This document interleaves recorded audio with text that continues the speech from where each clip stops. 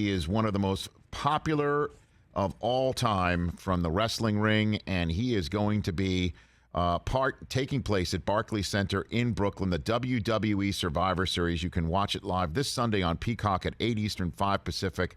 Go to peacocktv.com right now to sign up now if you don't have it.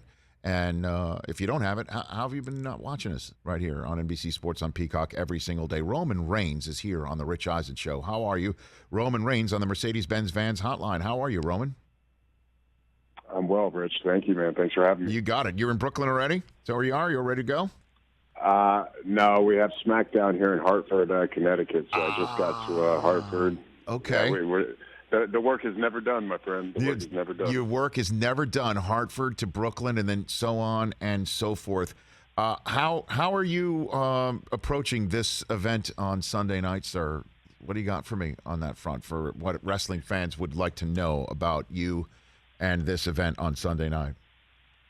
Well, if you're a wrestling fan, then you've been following this journey that I've been on for well over a year and a half or so. And man, I'm just trying to stay consistent, just trying to stay in this groove that I'm in, man. I've been hitting on all cylinders for a while now. I've defended this Universal Championship for I think it's like at almost 450 days. We're approaching that mid mark of 400 or so days. So for me, it's just to kind of stick to my guns, do what I do best, and go in that ring and put on a great performance and defend this Universal Championship. So hopefully another big win. Another big dub for you, Roman Reigns. So how are you feeling? Your journey being one involved with leukemia, that you've had a private battle with it, then you announced that you were pulling out of events due to COVID concerns in 2020. How are you right now, as you and I are talking? I feel great. And I think anyone who's ever been through health issues or health scares, that becomes ultimately the number one priority. And something I think that, a lot of humans struggle with is putting their health, above and beyond anything else, because if we can't take care of ourselves, we can't take care of anyone else. So for me, it was a little bit of a journey to really prioritize myself.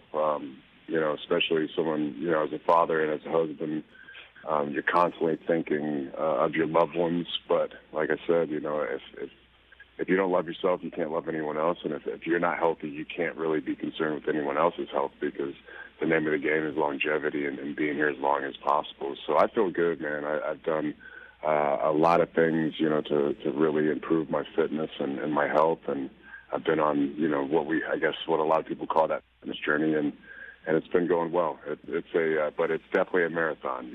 It's not a sprint. You gotta stay consistent. Roman Reigns here on the Rich Eisen Show. How are you as a defensive tackle, man? All ACC your senior year. Tell me about your game when you were playing in the trenches at Georgia Tech back in the day, Roman. I wasn't bad, man.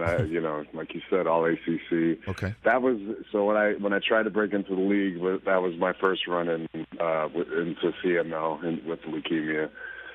So that definitely, especially back in that day, in 2006, 2007, it was a huge asterisk next to my name. We didn't have as many, occurrences with young people, so it was just kind of the unknown, the great unknown.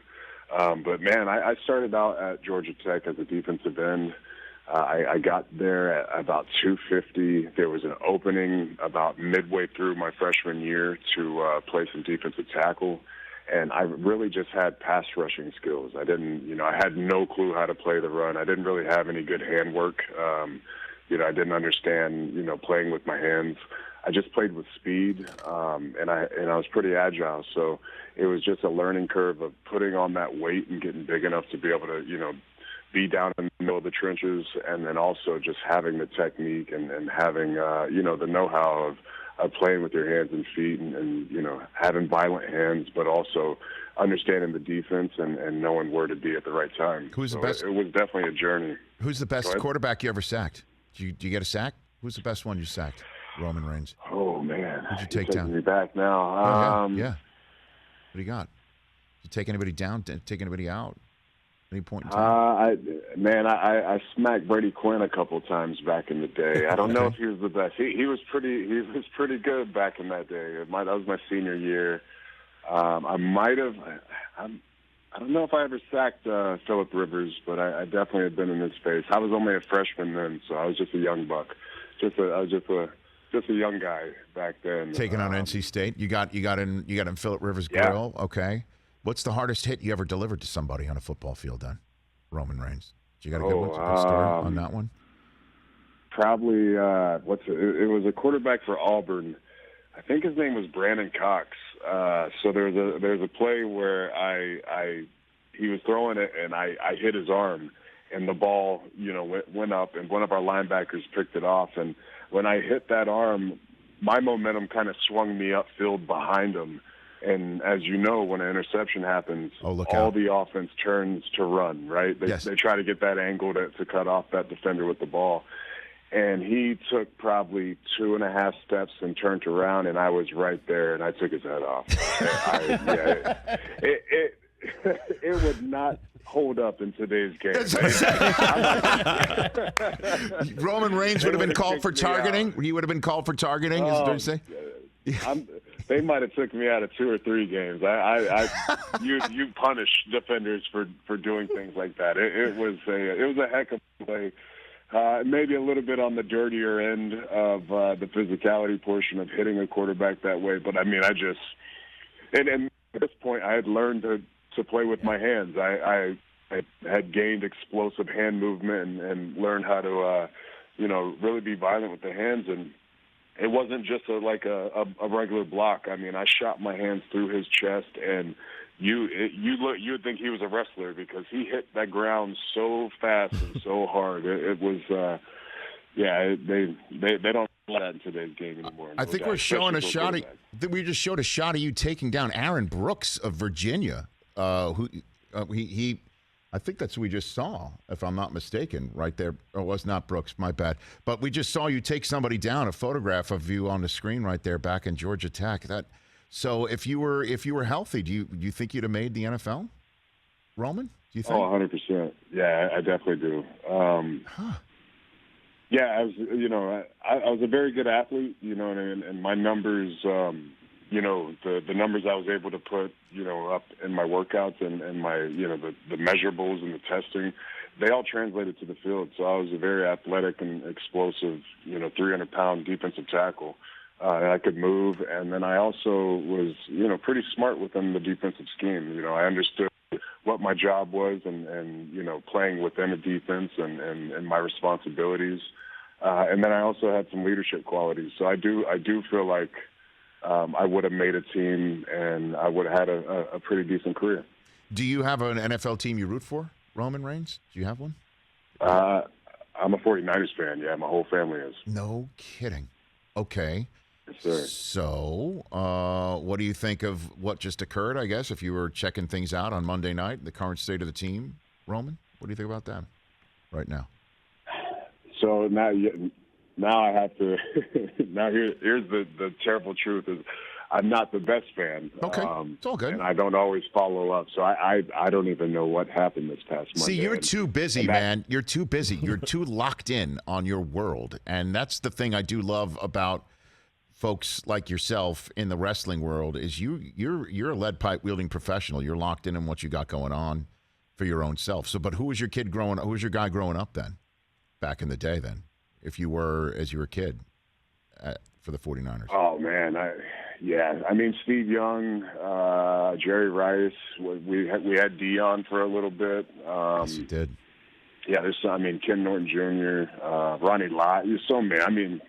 How can you not be a fan? The list goes on and on, right? There's so many greats that have gone through the Bay. So we've been very fortunate. You see some teams, they don't have that much to be proud of within their organization and their team.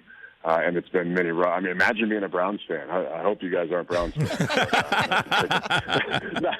not to pick on you guys. No, but, it's okay. you know, I mean, imagine if you haven't had any much great success. No, I know. I'm a Jet. I'm a Jet fan, Roman. So you could just fill in right that there. blank Then there. you know I'm right exactly there. what it's like. Then I'm right there. Yes, I am. I feel like you've just literally thrown me out of the ring right now, but it's all good. No worries.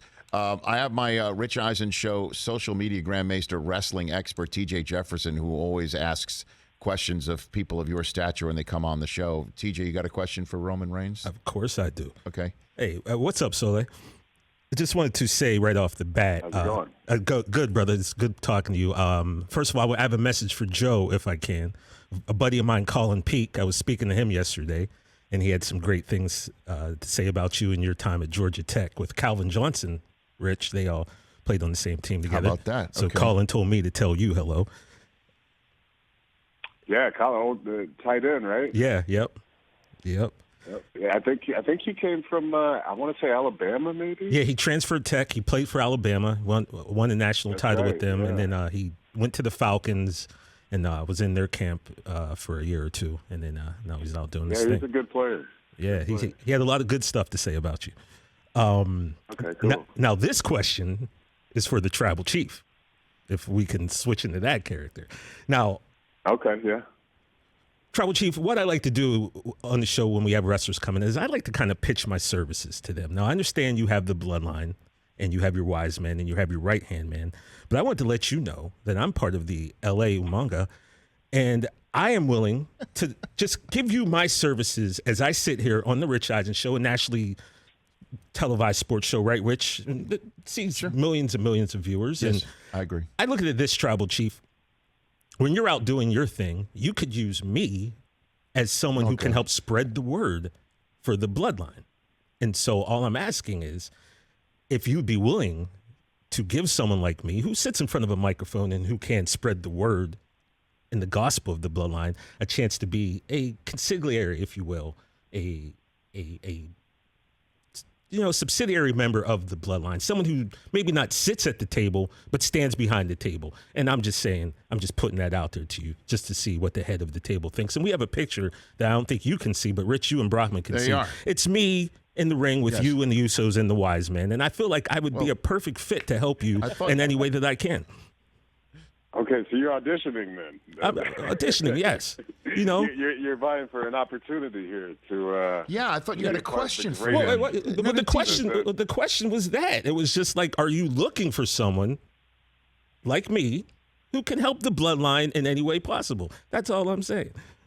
Well, we're always looking, for people who are trying to sing our praises and magnify the scope of what we're doing. So I dig what you're trying to do here. Yes. But this is why I have a special counsel in Paul Heyman. So I'm going to have to refer you to the Wise Man. I understand that. And he will be the loops and hoops that you're going to have to jump through.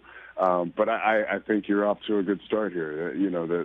I think the most important part is understanding what you're stepping into and the greatness that is going to be, shining upon you and the island of relevancy and all the responsibilities that come with that. I'm ready for that, Tribal Chief. We're always okay. I mean, that's first step. You have the okay to send this resume now to my Jew, to the Wise Man. And Well, he already has one of those right here, Roman. Yeah, so you have one and I have one, Roman. So and that's all I was looking for. Rich, was a slow yes instead of a quick no from the Tribal Chief. Now we can put the process in order. I'll talk to the Wise Man, Paul Heyman. So there's now a pecking order that you've gotten. So basically, if I understand, Roman, he's gotten passed through the first step of the process, is what you're saying here. This was, I would say, yes. This was the easiest step, though. I accept that, Rich. I accept that, Roman. I appreciate that because Bobby Lashley, I tried it with him in the Hurt Business. He was kind of like, So what you're saying, you're telling Roman that he's second? Not at all. Because this was before the Bloodline was created. This was before the Bloodline was created. Okay. Yes. So, okay. Yes. Oh, okay. Well, you see what happened with the Hurt Business, right? That's not the team you wanted to be on. They exploded. No, sir. We're holding strong. We're doing it big over here. So. All right. Hey, well, I appreciate you. Roman Reigns, have a great performance tonight in Hartford, and obviously we are going to be seeing you on the WWE Survivor Series on Peacock on Sunday night. Thanks for the time. Let's do this again soon. Appreciate it. Absolutely, Rich. Thank you so much. Right back at you. That's Roman Reigns at WWE Roman Reigns on Twitter, at Roman Reigns on Instagram, right here on The Rich Eisen Show. Hey, you watched all the way to the end. Thanks for that. Watch more right here.